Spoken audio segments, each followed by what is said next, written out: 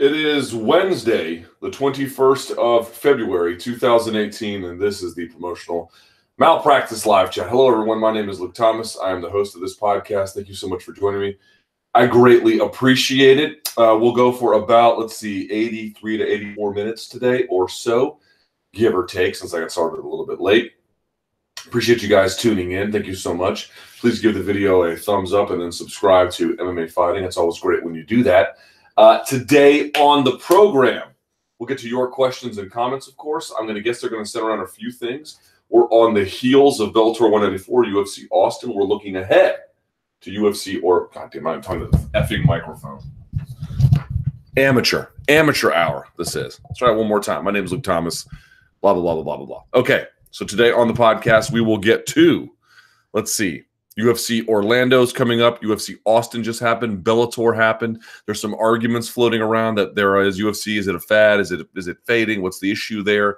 We'll get into all of that, plus your questions and comments on MMAfighting.com, where this video is embedded. Comments and questions that turn green get priority, but not exclusivity. Okay, and today I am brought to you by Pepsi Zero. I don't think I've ever had it. Well, I had the top of this, but I mean, prior to that. You're going to say, Luke, you need a haircut? You're right. Luke, you need to trim your beard? You're right. But I'm busy. So there you go. I bought a beast of a laptop computer. Not a laptop, I'm sorry. A tower computer. I haven't bought a PC tower since the 90s or something. So I'm trying to get that set up, and that has been absolutely murdering me.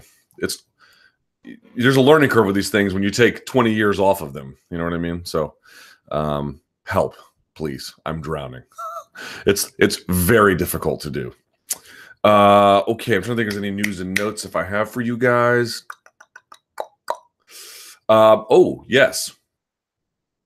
The next round of T-shirts will be available sometime starting next month, plus some extra surprises in there, including, but not limited to, Barbas T-shirts are ready. Designs have been approved. We're getting the inventory ready.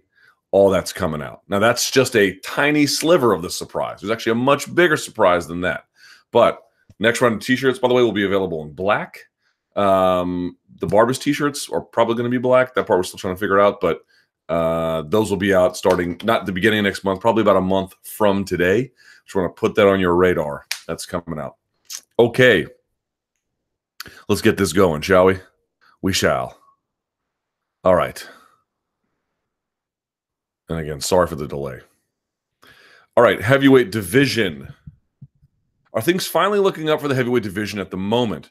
There are numerous prospects like Lewis, Ngannou, Blades, Volkov, Tuivasa, as well as some aging champions still kicking around. Is this one of the best spells for the division in recent years? To top that off, Stipe is an exciting champ, and Kane is nearing a return. I think there's a debate to be had about whether Stipe is an exciting champ. He's had definitely his fair share of exciting fights. Don't misunderstand me. Yeah, I would say he's an exciting champ. I don't personally go, over the fights, not because I don't think he's super skilled, but because he just doesn't. I'm not sure why I don't feel that way, to be honest. I have to think about that. You're probably right. He probably is fair to label him an exciting champion. Be that as it may, it seems to me that the UFC could actually make 5 or 6 exciting matchups for the contenders beneath Stipe to see who comes out on top over the next 6 to 9 months before the champ, whoever that is ready to defend the belt. Couple of points here. Yes, it does finally appear like slowly but surely there's a new crop of younger guys coming in. The Volkov one, well, okay, I'll agree to it. You mentioned Lewis, Ngannou, Blades, Volkov, and Tuivasa. Blades in his 20s, Tuivasa in his 20s. How old is Volkov? Do not know off the top of my head. 29, and he's born in October, so he just turned 29, or relatively recently. Let's see about some of these other donkeys. How old is Derek Lewis? I believe he's in his 30s. But that's not the end of the world because we know how the division works. He is 33. And then last but certainly not least, Ngannou, I believe, is still in his 20s. Or no, early 30s, I apologize. I believe he's roughly a similar age.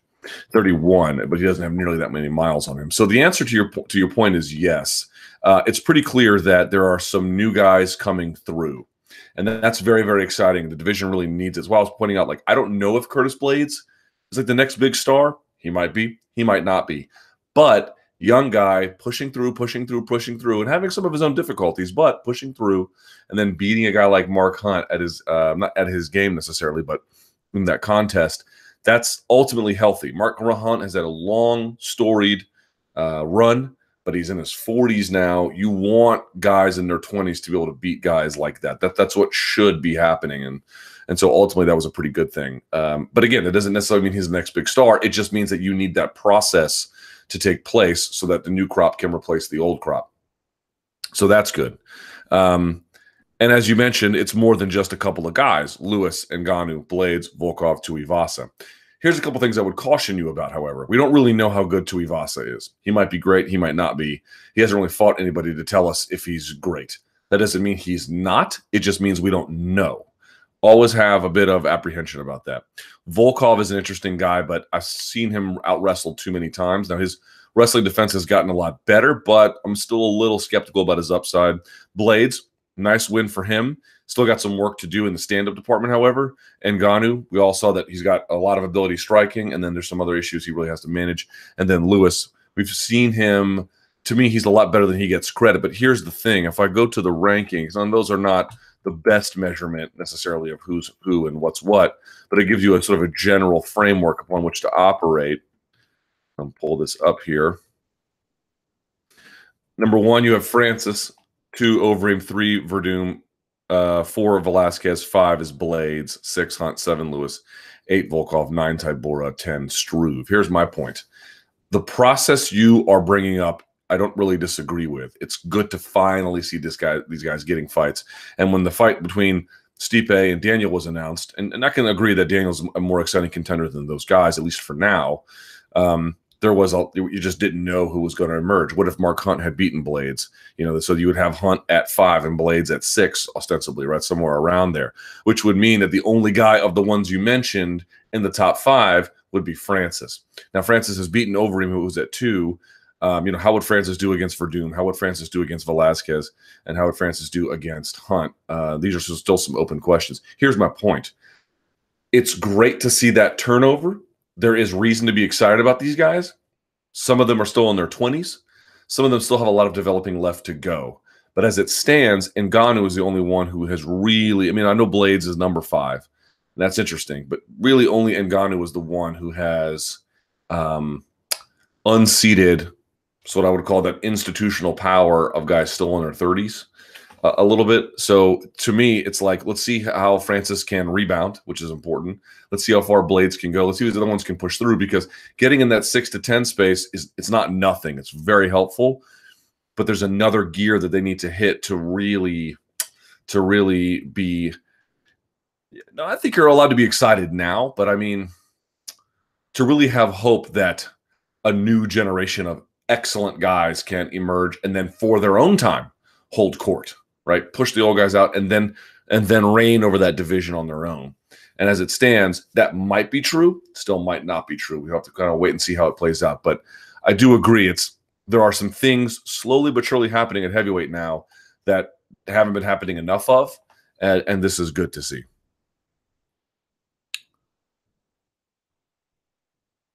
I don't think I'm in a position to answer the follow-up. Yeah, I think it's all right. Someone says cutting the line, but with the layoffs at Vox impact MMA fighting? No, everyone's fine, as far as I know. All right. Let me help this guy out here for just a second. All right.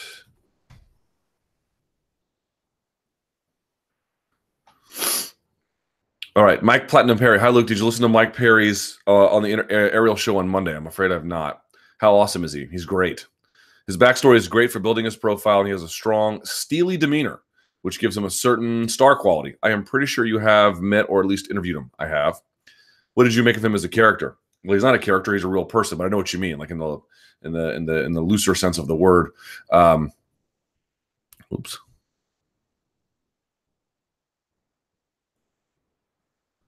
Oops. Sorry.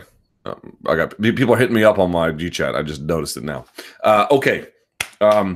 Yes, he is he's a unique person, I think is the way I would describe it. And what I like about him is I like these guys that surprise you, right? Derek Lewis is a little bit like that too. These guys who have a sort of a working class background and sometimes really disadvantaged.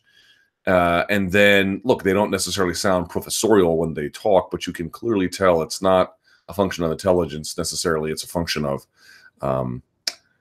formal academic training. What I mean to say is these guys are as bright as anybody else, and they're thoughtful, and they think about their place in the world, and they have a vision for themselves, and yet they still keep some of that, tough exterior that's not phony. It's real. It's sort of shaped in who they are. And so it's this conflation of opposites. It's these hidden surprises everywhere. And I think Mike has slowly shown parts of his personality. He's got some parts of his personality that, are not necessarily the best. I think he's made some relatively insensitive comments. I don't think those are the biggest deal in the world. I'm just sort of pointing out it's a guy in transition. But yeah, I think very highly of his ability, and I think he's getting better. And again, what I like the most is you see somebody, and if you were lazy about it and you didn't really take the time to consider who they are or think about it, you might have a certain impression about him. And then after the fact, when you really begin to know them more, sometimes people kind of are who you think they are. And I don't know that Mike Perry is necessarily that way. I would submit he's different, actually. Someone says, ability-wise, he appears to be one of the most naturally gifted, albeit very raw fighters in the organization. But I worry that he needs to join a better camp in order to make a move into the top 10. He's training with Jacare now, so I hope that he can at least add some improvements to his game. I'm sure he will. Who would he need to fight, assuming he wins this weekend, in order to give himself the best chance of putting himself up against the elite of the division? It seems Cerrone has a target on his back for all the up-and-comers waiting to make a name for themselves. Cerrone sounds like he wants to go back down to 155, though, right? So we'll see what happens with that. So let's go to welterweight. Mike Perry currently sits at... Oh, he's not ranked. Interesting. Let me go to the fight card then very quickly. Here we are. Pulling that up. So Mike Perry is going to be facing off against Max Griffin. Max Griffin is a talented guy, but a win over him is probably not going to get him that which he needs to move ahead in terms of a big name. So let's go back to those rankings. Let's see who's in the top 11 to 15. You have Donald Cerrone, assuming he stays there. Carlos Condit, he's booked up. Gunnar Nelson's available. Dong Hyun Kim, I believe, is available. And then Yancy Medeiros, of course, he just lost. The Yancy Medeiros-Mike Perry fight would be kind of interesting. Boy, you'd be putting Yancy Medeiros in the wood chipper by doing that, though. Not saying he wouldn't win, but just look at all the guys Yancy has fought and the way those fights have looked. Oof, you're going to give him a Mike Perry fight after a Donald Cerrone fight? That's a tough ask for anybody. The Gunnar Nelson fight is intriguing. Two different styles. One guy really good on the ground. Different style of striking on the feet. That could be a really interesting contest. But somebody in that space really needs to give him a shot. So maybe it's Cerrone. Maybe because Cerrone won against Medeiros, you could do that. I think a Donald Cerrone-Mike Perry fight, assuming he wants to stay at welterweight, that would be A-okay with your boy. Someone says, it was so refreshing to see your fighter come out and speak from the heart about issues he's faced and just how tough it can be for a lot of fighters coming up. Yeah. Mike Perry has not had it easy in life. And the fact that he's gotten as far as he has and potentially could go even further, is a testament to his resiliency and inner strength. Guys the real deal Holyfield, man. Oven St. Preux. Is OSP a sleeper in the light heavyweight division? The guy has 3 wins in a row, all via finish, albeit one against a pumped-up middleweight, Kami, I believe, and looks a marked improvement on the version we saw get dropped by Manoa or struggle against Volkan. He has athleticism and seems to be improving on all aspects of his game of late. What improvements have you seen in his game over the last year? Do you expect him to beat Latifi on Saturday? And who would lie in store for him if he next wants to get a win? Yeah, I actually called one of his fights. I believe it was his fight against, did he fight Pedro Hizzo? Who was that? He fought here in D.C. Remember, he was from that Tennessee circuit, and at the time, D.C. was holding fights. He fought, it was a one-time show. The guy who ran the show owned like a series of Honda dealerships in the area. I believe the Yamasakis were the matchmakers for that card, if you can believe that. This was, Washington Combat Battle of the Legends. No, he fought Claudio Godoy. That's right. But but I think Pedro Rizzo fought on that card. In any case, he beat Godoy after the first round. I think he broke his arm and he couldn't continue. And I remember at the time that the guy looked like he had some ability, but he was really raw. Remember, it used to be, there's a few things he's really improved on. Number one, his own balance. If you guys notice, he used to be kind of wobbly in his stance a little bit, and now he really has a much better command of not merely his balance generally, but how to use it, like when to throw, how to throw, but like better mechanics leads to better balance. So like he's just overall really sharpened up his tools. His coach might be the friendliest human being on earth. People, you don't hear people saying that. You might, for example, say that Mike Perry needs to change camps. You don't want to hear that from OSP. OSP is one of these guys who's been like, I'm going to stay at the small camp, and I'm just going to build from there. And he's cross-trained, of course, a little bit, but has been a big believer in sticking to the guy who brought him to the dance. I forget the gentleman's name, but in any case, so I would say he's improved in number one, and just his efficiency, his mechanics have gotten better. I would say his wrestling has come a really long way. He kind of always sort of naturally was suited for striking, although he has good ground and pound too. But his defensive wrestling has come a long way. His offensive wrestling has come a long way. He's a surprisingly adept scrambler. It's not necessarily that he just stuffs all takedowns and they never happen. Sometimes guys get a little bit, they move the ball a little bit forward, and they get him to the ground for just a second. But as a big guy, he can spring up to his feet, and not just through the common ways you see somebody do it against the fence, like in the middle of the cage, he can do it too. So that's been impressive to watch. And just sort of a recognition about what works for him. We talk about how Derek Lewis fights in a way that makes sense for him, not really in reserving himself and waiting until the right opportunity, or Romero, same way, but just sort of doing the things that they know that they're good at, kind of sticking to them, trying to eliminate the other things in a fight where they're not all that great. And so as a consequence, the fight just looks like it should be an Ovince St. Preux fight. They're fighting in ways that speak to their own strengths rather than just sort of saying, I'm going to beat this guy at his own game, or I'm not going to stick to what I'm good at. He had some problems with that maybe early. But I would say the biggest upgrade, efficiency, mechanics, takedown defense, and scrambling. Those are the ones that really stand out to me. And for a big guy to be able to move the way he can and to resist takedowns the way he has been, it's been pretty impressive. I still think he has a little bit of problem like with distance issues, but even then, who did he knock out with the head with a punch that he disguised and then threw the head kick right behind it? That was Cordy Anderson. Yeah, so even that's getting better. Pretty amazing guy. James Vick. Hi, Luke. How are you? Caffeinated. This might be an unpopular opinion, but for me, the biggest disappointment of last weekend was James Vick. Really? After all the noise he was making about fighters avoiding him and the UFC not getting behind him, I really thought he was going to come out guns blazing with a point to prove so he could be undeniably a top contender. Instead, and this is strictly my opinion, he played it safe. Trinaldo is by no means a donk, but if Vick had put in, you mean if Vick would have put in a huge performance with a finish, he could have made the UFC sit up, take notice, and give him the top of the division fighters he was looking to compete against. I also thought he wasted an opportunity in the cage after saying he's looking to fight Conor, Habib, and Tony, which we know is not going to happen soon. Is this harsh criticism? What are your thoughts? All the best from Ireland. Someone says Vick coasted in the final round, and it doesn't win him any favors, which he has to realize. Everyone knows his wins aren't all treated equally. Diss the employer combined with playing it safe equals unfavorable outcome. Well, he didn't diss the employer. He dissed the guys who wouldn't fight him in the top 10. It's very, very different. Now, he said he was kind of upset he wasn't headlining the Austin card, but he got to compete on the Austin card. And once that happened, his criticisms more or less dissipated. I'd say it's a little harsh. So let's look at, if we can, Mr. Trinaldo's record. All right. So let's see here. Massaran Duba. Yes. All right. He lost to James Vick via decision. He did get finished by Kevin Lee, which says something. He lost via decision to Michael Chiesa. He got finished way back 5 years ago by Peter Hallman. And then he lost to Gleason Tebow. And then, 2010, I don't even really take seriously. So there's been good fighters who have not finished him. Gleason Tebow, Chiesa, and Vick all didn't finish him, although they did beat him. You could say that the ones that did, Peter Hallman is not an elite lightweight, and Kevin Lee is, and that's a pretty amazing win that he has.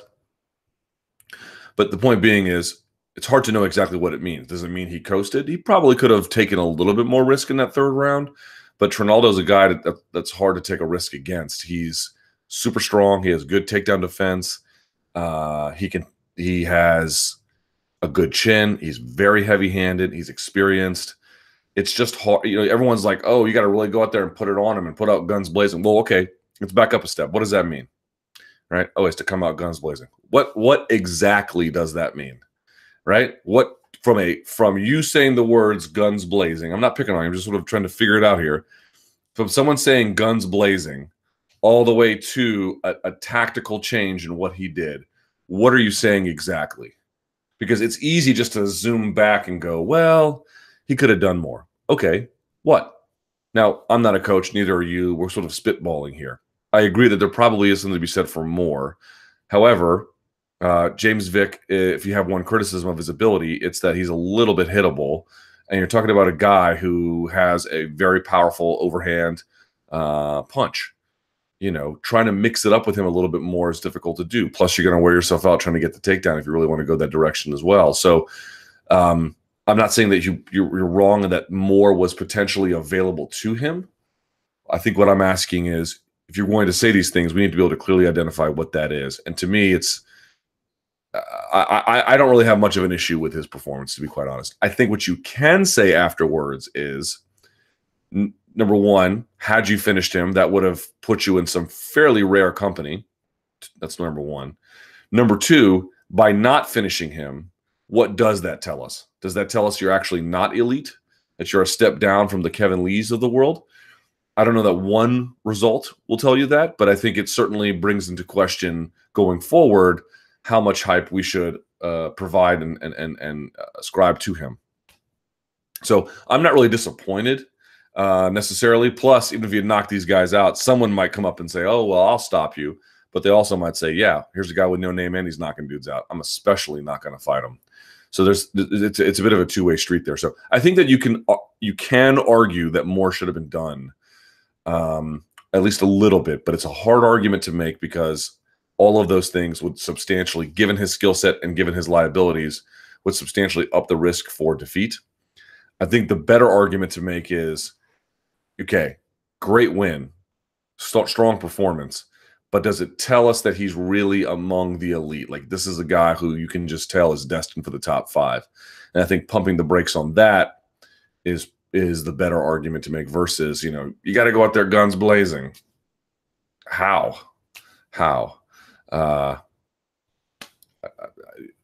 The guys who take more risks like that are the guys who usually are able to take more risk like that because they might have less liabilities with respect to the particular opponent that they're facing, or they might have a unique set of strengths relative to the opponent that they're facing. Very few guys go out there guns blazing, such as the term exists, and do well with it. Like, if you know you can if you know you're willing to take on more risk because you think the risk reward ratio is somewhat more in your favor, you're naturally going to have more success as a consequence. I guess I'm pointing out, like, there's a lot of guys who are like, I'm going to go out there guns blazing, and then they get viciously KO'd, or they lose, or they take a lot of damage, or something like that. Plus, this guy wants to compete a lot this year. You know, I don't think he wanted to necessarily, you know, mix it up too much. Also, something to be said for the fact that he was able to keep range on a guy. Like, there's a degree of fight acumen in that. So it's hard to draw broad conclusions after one contest. I'm willing to entertain the idea that it's possible, you know, a top five future is a little bit out of reach, but even then, I am a little bit hesitant to say that. UFC's product presentation. I hope that the week has been most delightful to you. It certainly has. Of late, I've seen some really good articles about the UFC struggles concerning audiences and how there have been a notable shift in demographics. Not a notable shift. Well, sort of. It's not like they went from one demographic to another one. They just got one and then aged with it. It's a little bit different, but I know what you mean. It actually made me think of the WWE, which is constantly tinkering with its visual presentation on all levels. For example, as minor as it seems, they constantly change the opening graphics and songs or their weekly show opening. and changed the announcing teams. Additionally, their video package editing is superb and shifts approaches for the pay-per-views. The reason I bring this up is that I've always felt that the WWE, even with their own justified criticisms, has always understood the need to change those small things when running such a long-time product, while the UFC has basically stuck to the same approach. While UFC's issues are many, do you think it is fair to argue that one of the UFC's problems is a seeming reluctance to change their presentation, especially since I feel they put a lot more emphasis on the spectacle and show than the traditional sports like tennis? Yes. Now, let's talk about some fairness issues for them. They have modernized, this is going to sound small, but it's not actually, it's kind of important. They've modernized their branding and logos and imaging, I think around, what, 2015, 2016, somewhere around there. And even before that, but they've at least taken some steps to keep that relatively modern. I'll give them also some credit, relative to a lot of other sports leagues. They were very much first, or at least leading the way anyway, in terms of being digitally native content and having digitally native content and using social media in ways that a lot of the other leagues, NBA notwithstanding, have been, reluctant to do so and sort of been forced into by just the tide of how things have gone. So there's that. And it's just not fair to say that generally the product is stuck in time, but there are certain aspects of it stuck in time. Like, for example, I make this argument all the time and people are like, no, keep it, or LOL, it's just a joke. Yo, man, it's not a joke. It's not a joke. How is it possible that you have a song that wasn't even good in 2005, 2006, from a band that's not even together anymore, and you're doing that to open your pay-per-views? It's insane. It's completely insane. You are every time you do that, you are dating your product.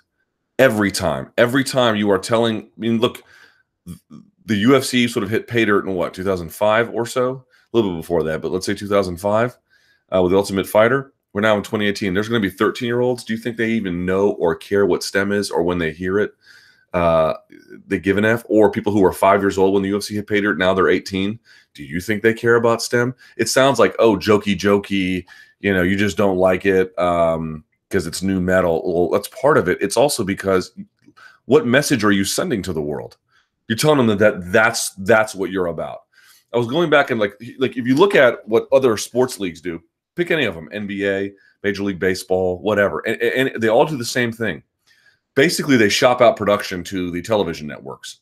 So the television networks airs all their games. So let's pick, for example, ESPN's NBA. Let me play that, as a matter of fact. So there's nothing special about it. I'm just going to play it off the microphone. I'm not going to play it here. ESPN NBA theme song.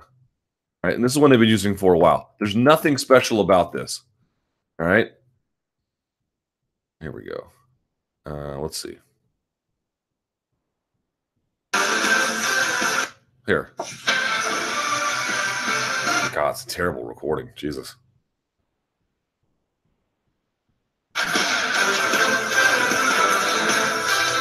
Hear that?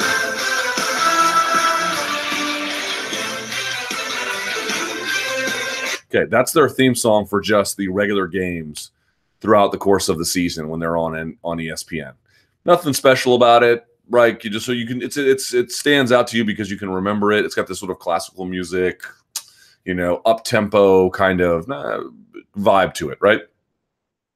But when they do their playoffs, every year they get a new artist. You know what it was for last year? Hold on. This is what it was for last year. NBA playoffs. This is what it was for last year. Listen to this. Ready? No questions in the game. And they're showing highlights of all the guys talking to the media. Commitment. Those two teams have a rivalry, and one has what we all want. Yeah. Showing highlights of all the action. All here with this right? Sit down. Style. Come on. And motivation. You're just telling your audience you could pick another song besides Kendrick Lamar's "Be Humble" or "Humble," whatever. You can pick another song, but look what they're doing every year. They're tying to that every year with their playoffs. So with your pay-per-views, I'm not saying you have to have a new song every pay-per-view, but every so often you got to update it. You have to keep in contact with what's current out there. And it just, like, here's something you have to always keep in mind. So I'm 38 years old, okay? I didn't realize this when I was 25 because no one tells you this, or at least when they tell you this, that you don't believe it. Let's say you're watching this now and you're 25 years old. I'm not saying you're not going to start listening to some additional new music as you go along, but basically whatever you're listening to now will define how you listen to music the rest of your life. That will define your sensibilities. You think what you like is awesome because your day is the day. No, it's just your day. And then there'll be another day that comes along, and another day that comes along, and another day that comes along. Doug Stanhope, the comedian, talks about this. The bar is always 23. And when you're 23, you go to the bar, you think that's just, this is amazing. But as you get older, you begin to realize it stays that way. I guess what I'm trying to point out is you have to constantly appeal. If you want to keep those demos, you have to find interesting ways about keeping them or refreshing the brand. The brand. Basketball is old as dirt, but they keep finding new and interesting ways, at least from atmospherics, to pull in younger audiences. And they not only not make it dramatic and exciting and different and new, but they tie it to what's hot. Like, if you think you're so hot that you can make people like things they don't like anymore, well, great, good luck with that. But the reality is there's going to be a broad set of tastes that each year or generation is going to have. You need to tie your product to that in as much as you can if you want to have any kind of sustaining, or at least be viewed as relatively current. So look, most of these, and I'm just picking on this as an example. You can go back with like the Ultimate Fighter. How is it possible we're in 2018 and we still think, let's put guys in a house and then monitor how zany they get, and this will be a great way to sell the product? Now, part of this is probably that they're just trying to they literally have to fulfill their contract to Fox. Okay, fine. You just have to sort of get through it until this is over. But I mean, if they renew this show and the next deal, I'm going to be surprised unless it has some sort of major overhaul. It's time to retire it. That notion of putting people in a house and just seeing what happens, it's mostly, not entirely, but it's mostly played out. It mostly doesn't really work. And there's better ways to recruit talent. I'm just pointing out there's a lot of different things you can look at, and you can say this has only been iterated since 2005. It's not been overturned or dramatically refreshed, or really, there's been a new push to just revitalize it. It's just been iterated over time. We need something like this. Tie it to the modernity. Don't tie it to posterity. And that's just the tip of the iceberg. I mean, there's 1,000 different ways you could go with this. Mediocre Sage Northcutt, the person puts mediocre in quotes. Is Sage a case of great athlete, mediocre fighter?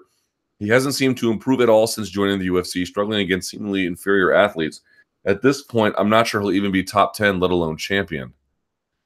Your thoughts? Well, I don't think you're wrong, but someone goes, he's 20 and he's shown improvement. I'll wreck it so Luke can dispel these notions. Well, I'm not going to dispel too much, to be honest, because I partly agree.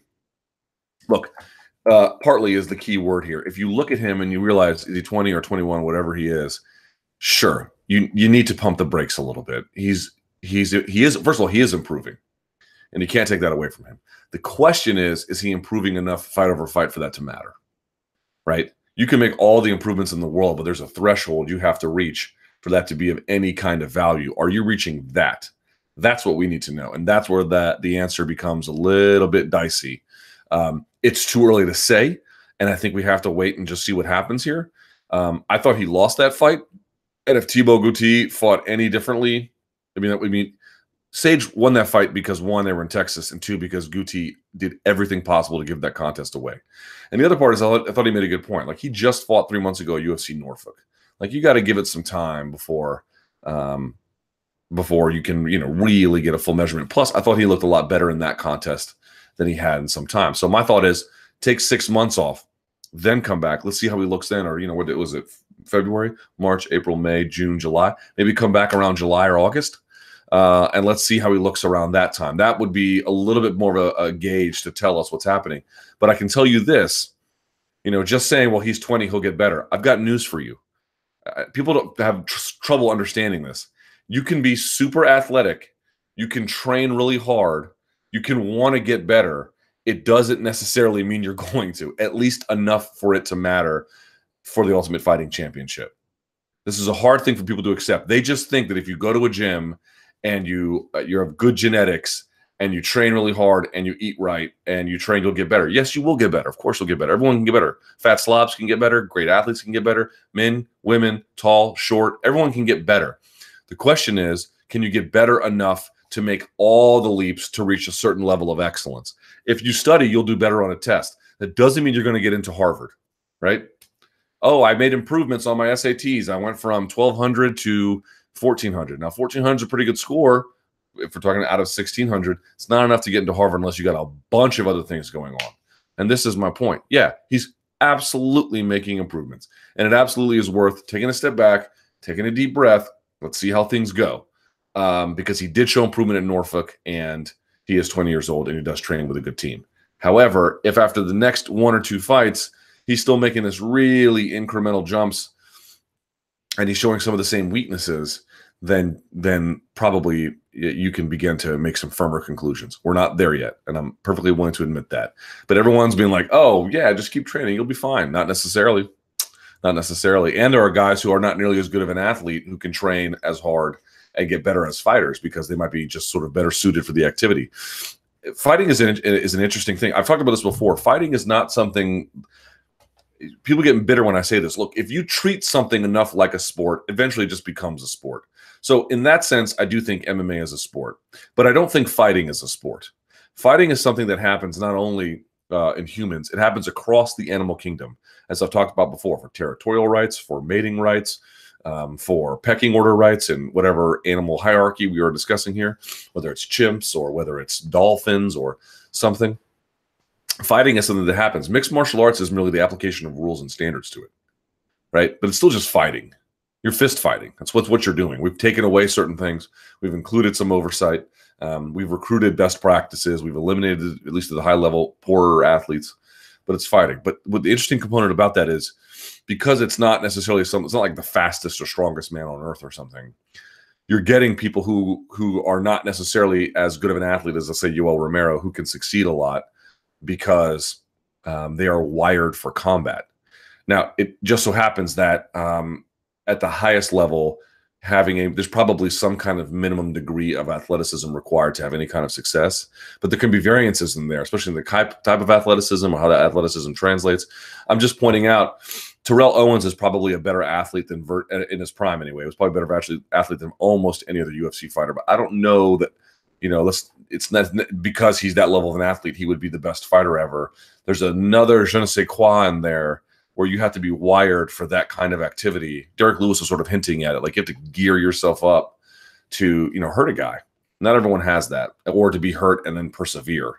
And so Sage Northcutt is a phenomenal athlete. I mean, homeboy's out here bending pans and leaping tall buildings in a single bound. It's incredible, right? But, and again, I'll say it again, you have to pump the brakes and we'll just see what happens. But I don't want folks thinking that because he's athletic and he trains hard, it's just automatic he'll turn into a good fighter or one capable of this level. That is not guaranteed at all. At all. You have to show the requisite improvement. Women's divisions. Let me get a swig of the old Pepsi One. This is what Pepsi Max used to be? Or Pepsi Zero, it's called. I don't know.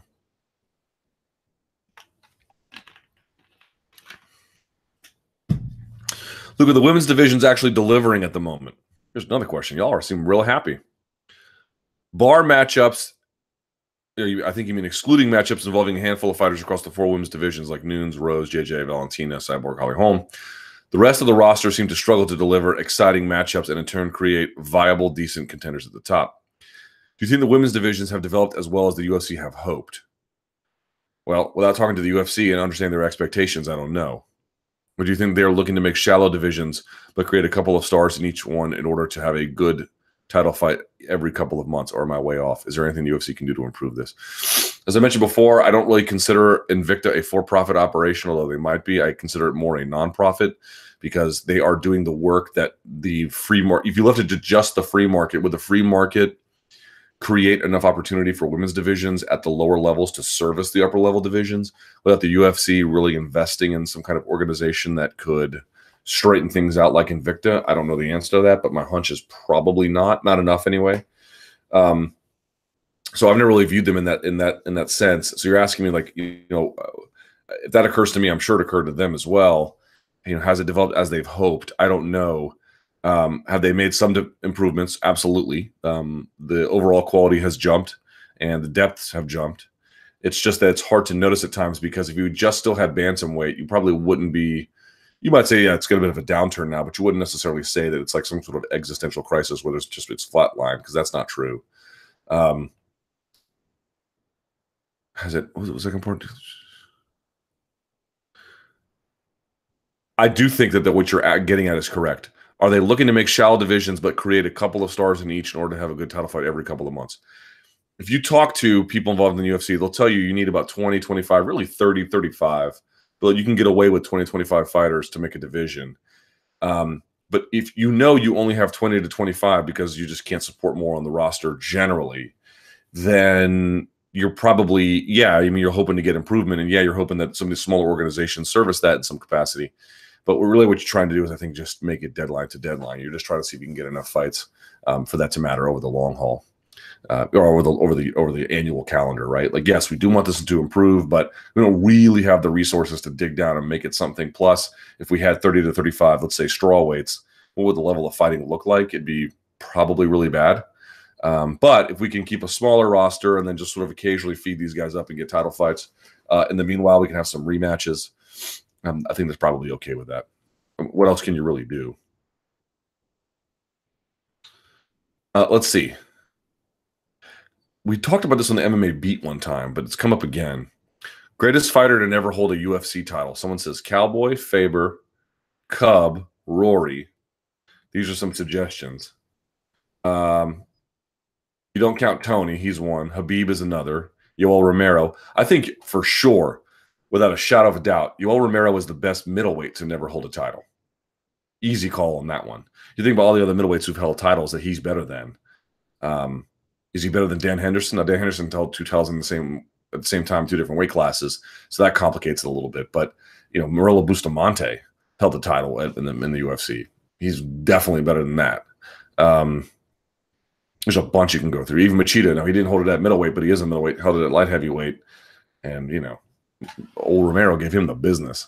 So for sure that's the case. But all time, Cowboy's a big one. I would say Romero's got a better shot because Romero has wins over Jacare, close one, but he has a win. Clear win over Machida, clear win over Weidman, clear win over Rockhold. Those are 4 champs if you count UFC and Strikeforce. I mean, that's just a ridiculous resume. It's a ridiculous resume. He might be your best because I don't know. I mean, Rory is a little bit different because Rory is close. He was on his way to beating Lawler, but didn't. But he did beat Woodley, who, of course, is the champ, who then beat Lawler. But he lost to Carlos Condit, so that kind of. But he was early. It's a tough call. I might say Romero, at least over these other suggestions. And Jacare didn't hold a UFC belt, but he did hold a Strikeforce belt, which is a Zuffa belt technically. But he lost to Rockhold, so there's that. It's a tough call. Someone says Favors WEC title run absolutely counts. Zuffa owned the division. Yeah, it counts. Sure. The only problem is that they didn't have the UFC on the cage at that time. I'll never be triggered by And there's these huge debates. If you guys want to go check this out between the various parties here. By the way, people add Pedro Hizzo, Yves Edwards, Krokop. Krokop's a big one. Florian, and then Hendo. Someone says Hizzo lost to Randleman but got screwed in the fight with Randy. That's true. Yves Edwards was the man. His win over Josh Thompson was one of the most incredible knockouts of all time. Krokop didn't have the best UFC run, but pretty storied career. Florian contended twice in 2 different weight classes. Hendo did have the Pride belts, didn't have the UFC belts. Vanderlei Silva fought against Tito, never challenged for one again. Vanderlei Silva is an interesting one. And then there's dudes like Chad Mendes, Joseph Benavidez. There you go. And Condit held a belt. Nogueira held a belt, but they're interim belts. So that kind of complicates it a little bit too. You could say Nick Diaz, although I know he lost, but there was a time when Nick Diaz was really not. He's still good. He's always been good, but he was active and beating really good guys, So yeah, there's a few. There's a few. Okay, no gloves in MMA. Good question. Luke, Joe Rogan is an advocate for no gloves in MMA. What are your thoughts on this? Do you believe this would make the sport more or less dangerous for the striking elements? Would it improve jiu-jitsu aspects of the game? However, would this decrease the acceptance of the sport in the mainstream as it would reflect badly, given it would look like human cockfighting? I will go the other way.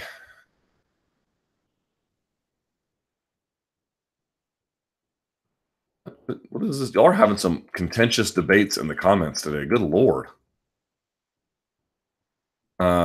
All right, so here's the argument, and it's actually a pretty strong argument. Gloves have been a bad thing for the UFC. Now, it's a complicated argument because part of it is true and part of it is clearly not true. So let's talk about the parts that are not true. That if I posit that gloves have been bad for MMA, you would say, oh, that's not true. You're partly right. So here's how it's not true. The basic explanation is that there was a time it was believed that if you just went in there bare knuckle, especially given the origins of the of NHB and how it looked, it just felt lawless doing that. It was almost as if like adding a helmet in football, right? If you put the helmet on, well, now this is protective gear. This clearly has a protective element to it. And on some level, I suppose that is true. It does, ostensibly, depending on what kind of impact you're taking, protect your head a little bit. But the reality is it also changes the equation and the cost-benefit analysis of what kinds of trauma you're then willing to take. Because now that you have this armor, you're going to spear guys and you have helmet-to-helmet contact and things like that. The idea is that if you never have had that, you would well, hold on. So let me stick there. It's the same thing with the gloves. The gloves, it was like, by putting them on, yes, they were different than boxing gloves, but they had enough padding. It just felt like, well, we're doing something to protect these athletes here. We're putting padding on his hand. That will probably confer benefit to the guy being punched. Padding on the hand will probably, along with the, wrapping the hands to the extent that they do that, that'll probably protect the fighter. We're just taking some minimal but important safety measures to protect these guys. And just from an aesthetic standpoint, if you go from no gloves and now they're wearing gloves, you feel like it just your natural intuition is to say, oh, well, that's progress, But as I mentioned, it creates perverse incentives because it turns out that if you don't have hand protection, you are probably going to be over time. This will take time to set in, but over time, you're going to recognize that you're going to not want to punch in a lot of different situations. You're going to want to not punch in a lot of circumstances that now you might be willing to believe you could, because what they don't do is they don't protect you being punched all that much, if at all. But they do slightly protect my hand.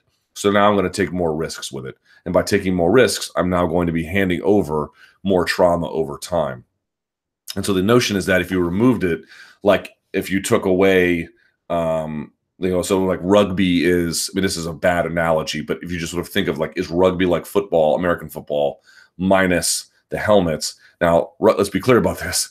Rugby still has concussion issues, a lot of them.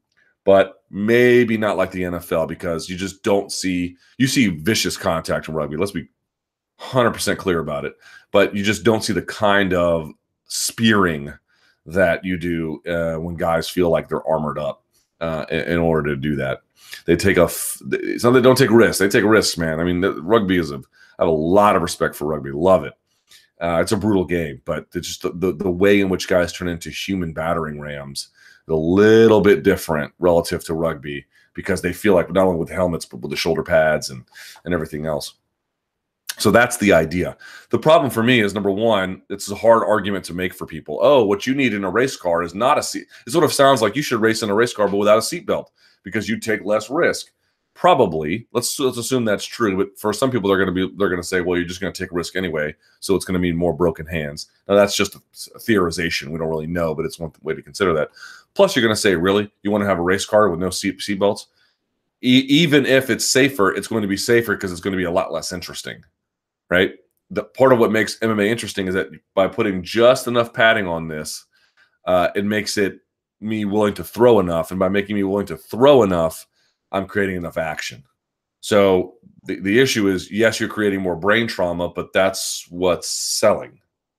I just feel like there probably is something to be said for the fact that if you got rid of gloves, you might have a slightly less brain traumatizing sport. But I don't think you'd have a more spectator-friendly sport. And ultimately, that's what we have. Like, at some level, we absolutely need to do things to protect the brains of athletes, ongoing tests. I believe not, you guys know my opinion about this. I don't think you need no anti-doping apparatus, but I think the way in which you should switch things is rather than testing for drugs, we should be testing for health. And that includes brain health. And then we need to create some limits that tell us if you're past a certain point, participation in this is not really acceptable. But on the other hand, we just need to fundamentally accept, again, I really don't think fighting is a sport. MMA is a sport because we've added enough rules and safeguards and procedures and policies to it to make it a sport. You can almost turn anything into a sport when you do that. But I don't believe fighting is a sport by itself. We fight for sports, but our fighting itself, it's a little bit different. And so I guess my point is I'm okay with a little trauma. I'll be honest. Did you guys see when Brandon – it's not my brand on the line. I understand that. But if guys want to go and fist fight for money, I'm not going to be morally horrified by it. I'm just not, okay? In fact, I'm going to be there fist pumping and donkey kicking. Did you guys see when Brandon Cooks got laid out at the Super Bowl? Took a vicious shot. My Twitter timeline was filled with people. This is a moral atrocity. Look at this owner looking over these, working class plebeians who are doing, they're getting their bread in circus and entertaining him for his delight. I'm thinking to myself, what? Like, I'm not saying that's not a vicious shot. I'm not saying. You can both realize that there need to be certain limits and safeguards, and at the same time, you can do what I did. I saw that shot and I was like, loved it. I'm not like wishing trauma on a guy, but I like to watch football for a lot of different reasons, American football. Part of it is that and I know this will sound crazy to Europeans, but you have to believe me on this one. Please believe me. It's the most strategic game probably in all of sports, because you're going to be like, oh, it's so boring. The reason why it's boring is because they stop and start. And every time they restart, there's a new offensive scheme, and everyone has to be exactly where they're supposed to be on certain routes, and they have to time it right, and they have to run at exactly the right angle. All the pieces of the dominoes have to fall exactly. It's super strategic. The other reason why I like watching it is because people get blown up. And I don't really feel ashamed ever in saying that. I don't know why I'm supposed to. So to answer the point about the gloves, I'm really okay with them. Because they probably aren't great, but I don't think that going back is any kind of real solution. Even if I don't really argue, I wouldn't argue against the idea that they probably would make MMA safer. There are a lot of ways we need to make sure we're keeping MMA as palatable and reasonable as possible, but this one seems like a bridge too far to me.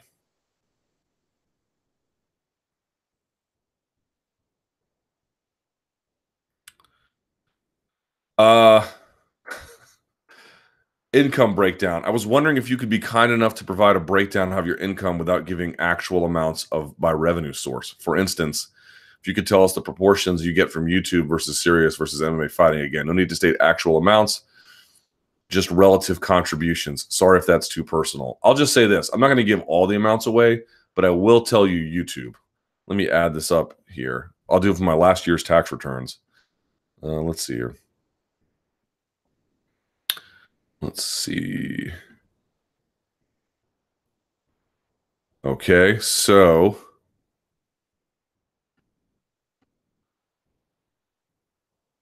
YouTube was about 14% of my income. A little bit under. 13.8%. There you go. Right? I won't say the rest. Just out of respect for my... I don't think it's a good idea. I try to be candid on this one. I'll give you a little bit. YouTube was about 13.8% of my gross income last year, not net, of course, because that changes things a little bit, but there you go. Okay, who would you like to see these guys fight next? So Nate Diaz is the question, and the choices are McGregor, Eddie Alvarez, Woodley, or other. I will say other. Wouldn't mind a Cerrone rematch. Woodley, no. Eddie Alvarez, I think Eddie would just wrestle him. Connor, I'd be in favor of course, but I don't know that I need to see that next. Darren Till, Wonderboy, Gunny, Covington, any of them. Can we please get Darren Till to compete? Please, for the love of God, let's get that guy back in the octagon, man. What are we doing? Alexander Gustafsson, Volkan, OSP, Rockhold, or other. I would say other. Still want to see that John Jones rematch. See John Jones out there deadlifting? He had to put up a new video, I think. He wasn't a true deadlift. Not that he's understand what I'm trying to say. He's doing something called a block pull. There's two kinds of like training you can do. They do different things for a deadlift. It's just you're trying to hit different parts of the strength continuum, so to speak. You can do what's called a deficit deadlift, where you keep the weights as normal and then you raise your platform and then you sit on that. Not sit, but you stand on that. So you have to actually get down lower to get the bar. It might help you with, especially for sumo. The hardest part of the sumo deadlift is breaking the weight off the floor. So it can help you with that, for example. But you can do it for conventional. You can do it for all kinds of deadlifts. And then another way you can do that is you keep your feet level and then raise the weight a little bit. It's called a block pull. And that might help you with like lockouts or like the middle of your pull. It depends what you're trying to do with the block pull. But he hit like some absurd number on a block pull. And, he's kind of, he's muscular, but he's still kind of thin, obviously. Pretty impressive numbers. But I still want to see that Gustafsson versus Jones. Jacare, who should be next? Weidman, Gastelum, or Rockhold? Ooh, I like the Weidman fight. Don't you guys? I would take just about any of those, but I like that Weidman fight for some reason. It's a fresh matchup. James Vick, Kevin Lee, Chiesa, Cowboy.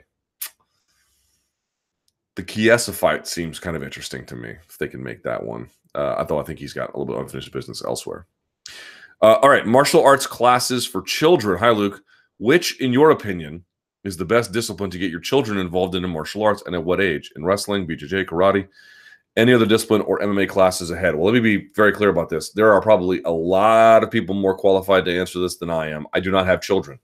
I've not had children who are either babies or have grown up, who are either babies or who have grown up in some kind of way to answer this question. Let me just say a few things you should consider. Your local BJJ school probably does not make money off of adults, or if it does, not much. The big money it makes, if it's in business in any kind of tenured way, is it could make money from adults. It's possible. Some schools do.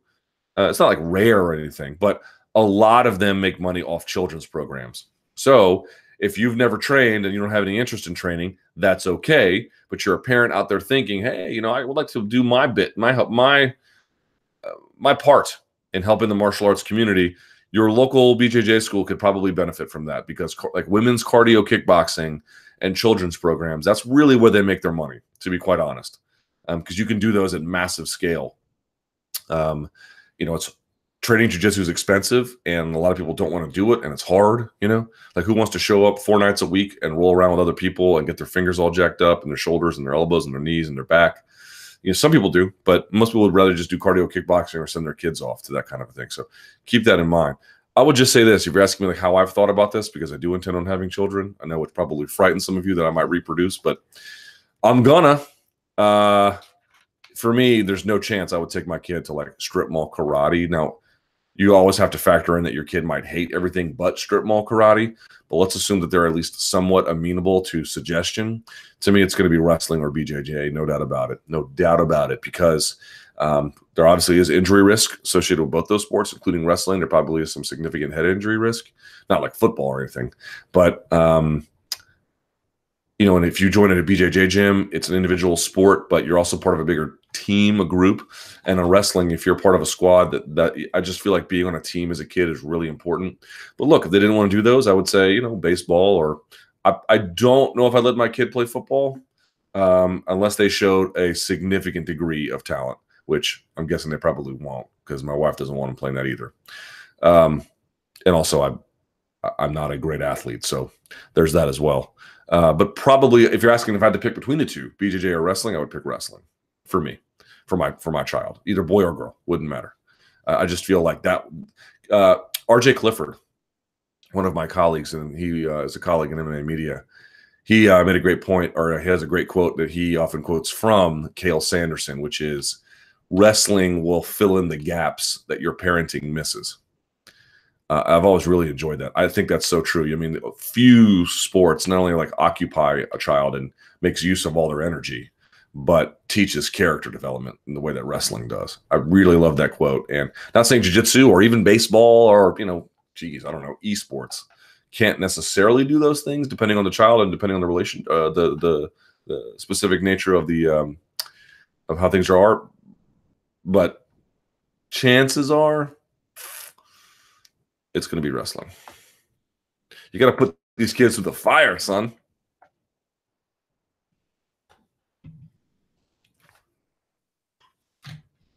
Are there any good kids MMA programs out there? I have no idea. Okay. Let's say the folks at 14-year-old trilogy. Let's say the folks at Paramount get a deal done for Tito Ortiz and Chuck Liddell to have the culmination of their trilogy on the network. What do you predict their numbers as far as viewership goes? And do they put it on pay-per-view and or on the Paramount network? 100% they put that on pay-per-view. Chances are it clears 300,000, probably pretty good, if not higher than that.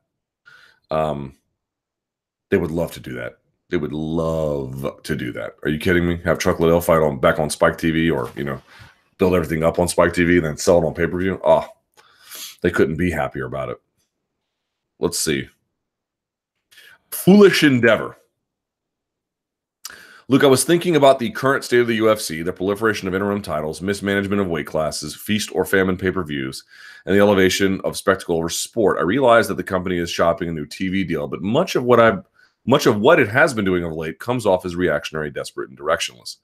Is this simply the debt load because they knew what they were paying going in? Do you think they were banking on Conor or Ronda to play a bigger part and thus ease the financial burden? Or was this pivot away always going to be part of Endeavor's strategy? Is this a strategy or vision at all? I don't think you're really going to have a clear sense of their vision until the next television deal. Because even if they have a vision now, it will largely, unless they just like re-up their existing deal with Fox, and I don't mean just like, oh, we're going to stay with Fox. We're going to stay with Fox in the same way, like with The Ultimate Fighter and Fight Nights the way they are. And I mean, just like literally just copying, pasting the current contract, just changing the dates or something. Unless they do that, you're not going to really know what their strategy is until we move forward. Now, some of the things they've been sort of, there's been a bleeding edge of them, right? Let's see. Some of the ways in which they are going about like shopping, like not shopping, I'm sorry, pawning off responsibility on matchmaking off into the fighters, what direction they want to go and things like that. I mean, yes, and then trying to make money off. I mean, look, if they could make an Anderson Silva versus Roy Jones Jr. fight right now, they would. 100% they would. And it might do okay, to be quite honest. I don't think it'd do huge, but it'd probably do better than you think it would, which is a scary thought. But I would just say they probably did think Conor was going to be more active. They probably thought Ronda would be more active. Remember what they were saying? Joe Rogan was talking about this, that there were WME execs being like, they didn't even know who she was fighting. They thought Ronda was going to go in there and just beat the brakes off of her. There's that too. I also wonder if they're going to get rid of USADA, to be quite honest. I have no insight. I don't know. But like if you've got a lot of stars, and your product's super hot, you can afford to use USADA. I don't know if you can afford to use them right now. I know that's going to sound like a crazy thought, but think about this. Imagine if Roy Jones Jr. and Anderson Silva, a fight could be arranged, and like all of this sullying of his name had not, I mean, the one he had with the athletic commission would have happened, but let's say that was a one-time thing, right? He didn't have this current situation. You could make that fight. And it probably would not be a terrible sales event. It might be a terrible fight, and you could mock it for that, but it would do all right. Plus, you'd have John Jones out there competing, 3 times a year, right? And how much of these discussions about, the woes of finding a new television deal and blah, blah, blah, you'd have Brock Lesnar back, right? And you could say, all these cheaters. Yeah. I mean, it's just, people are doping in curling right now, for crying out loud. I mean, this is, anybody who thinks that this is going in the direction of anti-doping is just lying to themselves. And I've seen people be like, we should ban people for first offense. Well, then you have no sport. You just be a mass exodus of talent, right? At some point, you have to sort of come to grips with what you can reasonably stop and what reasonably sells. And there needs to be an intersection of that and an understanding that one kind of needs the other here a little bit. I'm just saying not getting rid of anti-doping, but having an anti-doping program that the fighters bought into that was somewhat relaxed, maybe even higher than commission standards, but less than USADA, right? And you could say, well, look, you'd just be giving additional cover to cheaters, right? Because, by the way, it doesn't matter what you do, the cheaters have cover to some extent, the good ones anyway. So now the rich cheaters can get away with it and the poor ones can't. That doesn't seem very fair. And you're not going to stop it anyway, right? So what you'd be doing is you'd just be sort of coming to terms with the fact that you need guys around to make this product work. It doesn't exist if you don't have enough of them. So why not put ourselves in a position to have more of them? And that sounds ghastly, I realize, to many of you, but it won't in a few years or 5 to 10 years. I think this position will be a lot more common out there. And again, it's not that I don't want to do any testing. I believe in testing for health. I don't believe in testing necessarily for every individual drug. I believe that what you really want to care about, if you really care about the health and safety of fighters, then test for that. And you could do more about weight cutting and a lot of other things. That's what I believe in. I believe in let's measure their health. Let's not measure, did they have trace amounts of ostarine in there? Oh, God, who cares? Dead Horse. I've heard your opposition to additional divisions, but never specifically on this issue below. It seems like fighters like Weidman, Rockhold, Romero, Belfort, and Uriah Hall need a 195-pound division. Well, you've heard me address this. I mean, I could scarcely think of a worse idea. Hey, guys, we've got two divisions that, they got some decent fighters like top 8 in one and maybe top 4 in another. Let's drain both of them and put one in the middle. No. Again, I'm not advocating for vicious cuts. I'm advocating for what makes the sport sell. On some level, you have to come to terms with it. You don't have to do everything to engineer around it, but adding another weight class would be a disaster financially. Not something they're in a business to do. And that limits things, because in a perfect world, you could have a division for every single pound, right? You could have a 185 and a 186 and a 187 and an 88 and a 90 and the whole nine. You could have all of it. But that's not economically feasible. And so until that is, no me gusta. No thanks. Babit Megaman Sharapov, he has indicated on Instagram that he might be fighting Kyle Bochniak at UFC 223. Is this the right fight for Zabit? How do you see this going? I see him beating him, and it is a good fight. It's a good step up from – people think that, like, the Shaman Moraes was just like a nobody. Nah, he beat a real good fighter. And Bochniak's another good fighter, I think, and a good test for Zabit. Still there's plenty of, like, questions still. We don't know exactly how good he is. My hunch is that he's extremely good, but sure, these kinds of incremental tests, even if it's not like, I'm not saying that Bochniak's not better than Moraes, but let's say for a second, even if it's a lateral move, let's just say it's assumed that it is. Even then, that's a valuable thing for Zabit. Even then, that's a good thing. Like, let's see how good he is, right? I'm all in favor of that. All right, it's about 2:15-ish.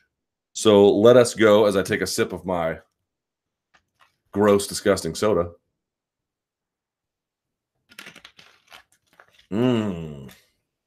Tastes like it's been sitting in a car with the windows rolled up in August. All right, let's go to the Twitter machine. You can send me tweets at LThomasNews. I will do my best to give you my perspective on them. By the way, what is the Real Madrid score? This is leg and ass.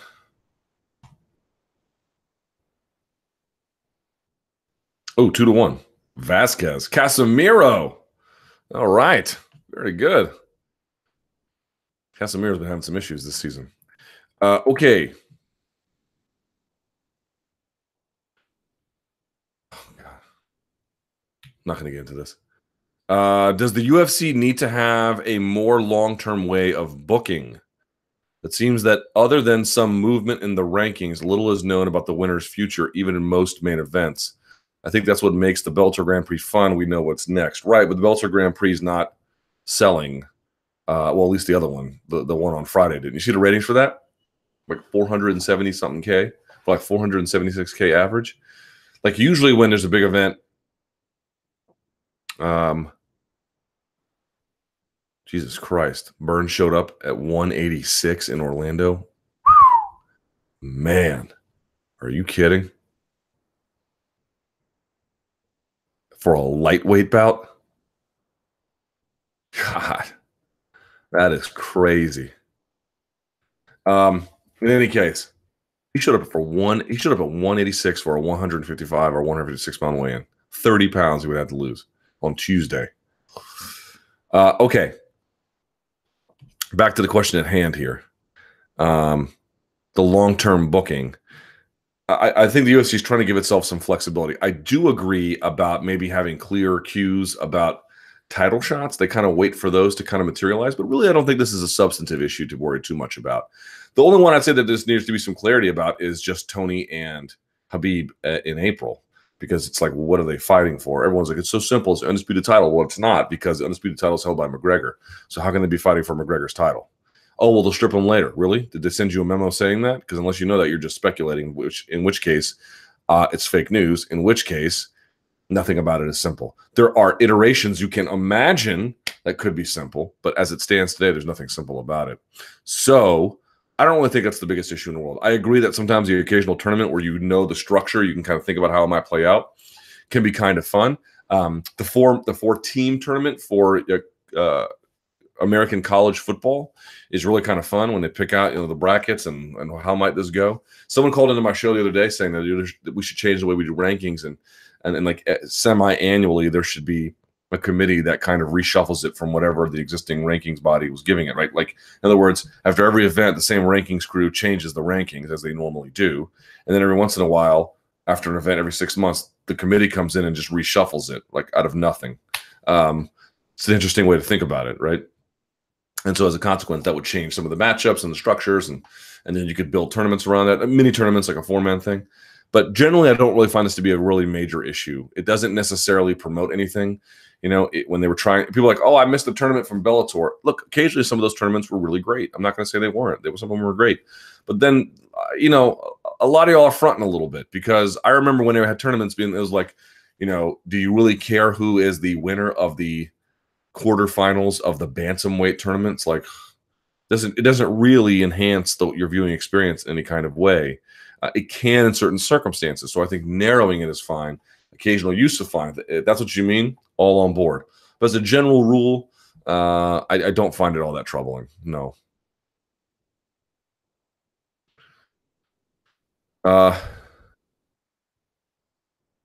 Anything to read into the Eric Winter following the new Project Spearhead Twitter account?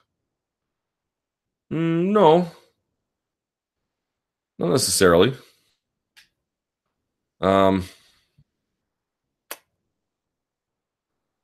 Eric Winter is the guy who used to run Fight Pass. He's no longer with them. Maybe he's just curious to see what happens with it. I don't know. Could be, but I don't know for sure. What can the UFC do to truly make UFC 223 a spectacular event? Considering Conor's timeline, this event needs to do 500K pay-per-views. This week's they said they like this week's Monday Morning Analyst. Well, I appreciate that. I mean, they're doing everything they can. UFC 223, I think the best thing would be to get Conor there. Short of that, they're putting together a spectacular card, and I think is going to do well. Now, 500K, I don't know, but I love this card. I love everything about it. I like the rematch. I like the 2 title fights. Yeah, it's great. It's really great. So, perhaps having him there to like more forcefully incorporate him into the narrative, I think would really help them. Getting Conor to face off against the winner in the cage probably is a pipe dream, but if you could do it, hey, that would be big. That'd be super big.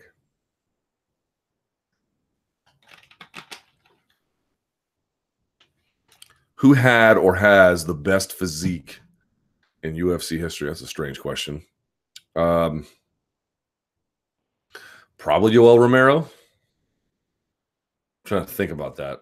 I mean, it depends what your best idea is, right? Maybe you could think like bodybuilder prime Mark Coleman was. But probably the best athlete is Yoel Romero. Would you rather debate Skip Bayless high or attend WrestleMania drunk? That is a hilarious question. Wow. Let me think about this. Would you rather debate Skip Bayless high or attend WrestleMania drunk? I would rather debate Skip Bayless high, to be honest. Because being drunk at WrestleMania sounds like Dante's. It just sounds like the ninth circle of hell in this one. Debating Skip Bayless is not difficult. Being high might make it difficult, but it could also make it easier because it can make you talkative, which can make you like the only way that you can really beat him is he'll never relent. But if you can just talk more than him, you can win. So that would be helpful. You know, I've had a real change of thinking on about Skip Bayless a little bit. Not a somewhat of a change, I suppose. Like everybody hates on him. And look, here's the deal. He obviously says incredibly stupid and insane things just for money. That's what he does, right? That's what he does. But at the end of the day, it's like, how many people in media are making money, especially that kind of money? And at some point, you can say, well, do you really need to say that many stupid things to get that kind of money? Well, maybe not. But at the same time, like, you know, just media is so uncertain these days, and it's hard to make money in media if it was super certain. And what are you going to do? You're going to take all your super smart takes with you to the grave? Oh, people will remember you so fondly. The internet's going to tear you up for all the dumb things you said, which is inevitable. You might as well just get paid before you get put in the dirt and eaten by worms. And that's what Skip's doing. Skip's sort of like you idiots out there who think that like I'm going to make a difference with my really smart and informed take. Like 1% of 1% of 1% of people really do anything like that. Most of us just say stuff that all gets forgotten. You might as well get paid along the way to do it. And he's going to get remembered as a troll, but he's going to have a nice home. And, you know, he's going to be sipping, you know, margaritas by the pool of his home before he croaks. It's like, you know, who got the last laugh on that one? Oh, he'll not be remembered fondly. He'll not be remembered fondly by the same people whose opinion he doesn't care about. I don't know. There's a little more science to him than the question is, can you bring here's the real question for somebody like in my position, and you can disagree with me all the times that you want. And you might say I have dumb opinions, and that's fine. But here's what I'm not doing. I'm not saying dumb things I don't believe for money. Like I'm not specifically out there being like, who can I rile up, you know, to get super paid, right? Because you can disagree with my anti-doping takes, but they don't like people aren't coming to me like put me on ESPN to make money off of them, right? But imagine if they did, would you do it? Right? What do you think he makes a year? Boy, 2.5 mil a year, probably maybe more than that, right? That's probably what he makes. He's a solid year-over-year multimillionaire. Okay, would you do it? I don't know. I don't know, man. It's tempting. It's tempting. So I think just arguing with him, being like, "Did you hear what Skip Bayless has said?" It's like, yeah, he says buffoonish things on purpose, like trying to parse the. And I've done this. Believe me, I'm so guilty of this. It's insane. But like trying to parse the merits of his argument. What are you doing? So he's not making an argument to be parsed. He's making an argument to see all the people out there get triggered. That's what he's doing. Or to, you know, hey, I love it this time, so this is great. You know, that's what it's there for. And he's getting paid to do it. Like, is that automatically worse than everyone else? You know, I'm gonna spend. I saw this guy on he wrote some article about. There was a scandal in, I think it was Oklahoma. Could be a different state, but I believe it was Oklahoma, using a sketchy provider and a sketchy substance to help with lethal injections, legal lethal injections, of course. But, you know, were those doses appropriate, and who is this manufacturer of this? And there was like something sketchy about it. It took him 3 years to write the article. I bet he got like 0 reads on that thing, even though it's like critically important. You know, who has the last laugh on that one? I don't know, you know.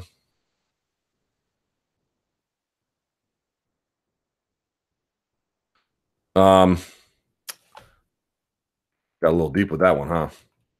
Let's see. How funny was it that the UFC thought turning from that Lewis post-fight interview to Nate Diaz was a good was that not the greatest thing you'd ever seen in your life? They're like, I'm going deep, you know, and then they turn to Nate. Nate's like, you know, it's just I mean, poetic in its brilliance, right? Just so awesome. Loved it.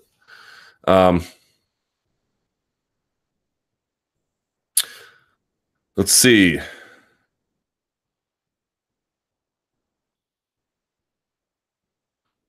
Will UFC fighters and robots ever be able to coexist by 2019? I wouldn't worry about robots fighting in 2019. Let me assure you that.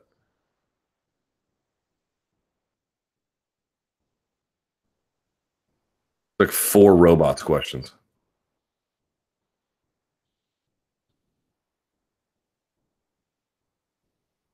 Which MMA fighter continuing to fight depresses you the most? Bob Sapp, Crazy Horse Bennett, and Bigfoot Silva come to mind. Well, Bob Sapp and Crazy Horse are just going to have their own lives, but the Bigfoot Silva one, because he's just taking an inordinate amount of damage. Crazy Horse had these long periods of inactivity, and Bob Sapp just takes a shot and dives. So probably Bigfoot Silva. Is a Bader versus Mitrione heavyweight tourney final a given right now? And who, if anyone, could spoil that? No, it won't be a final because they're on the same side of the bracket. It might be a semifinal. We'll have to see in May when Bader and King Mo fight. But if you're asking me, is that a probable semifinal for that tournament? Yes. Yes, it is. Someone says, Dana be gone. I am done with Dana being the president. If you had your choice, who would you put in his place and why? Yeah, you know what? Here's what's interesting.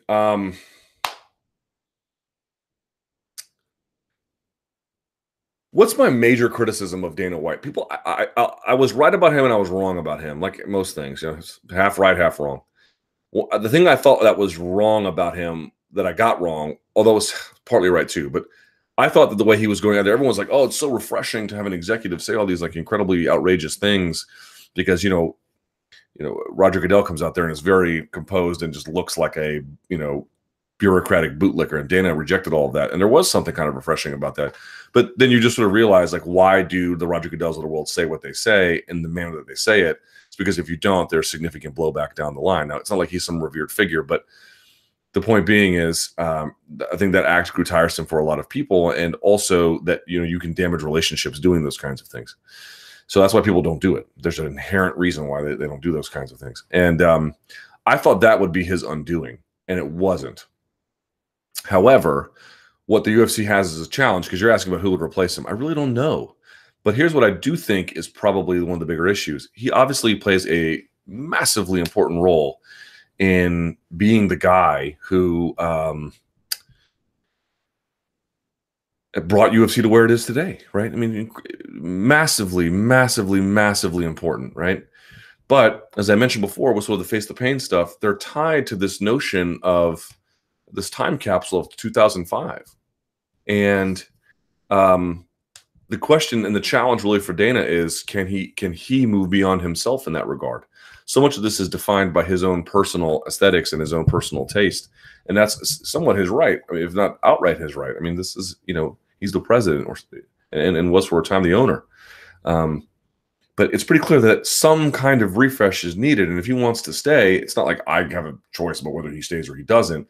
But my hunch is that the extent to which he is valuable, because it's not in corralling fighters anymore, that strength relationship is now almost entirely evaporated.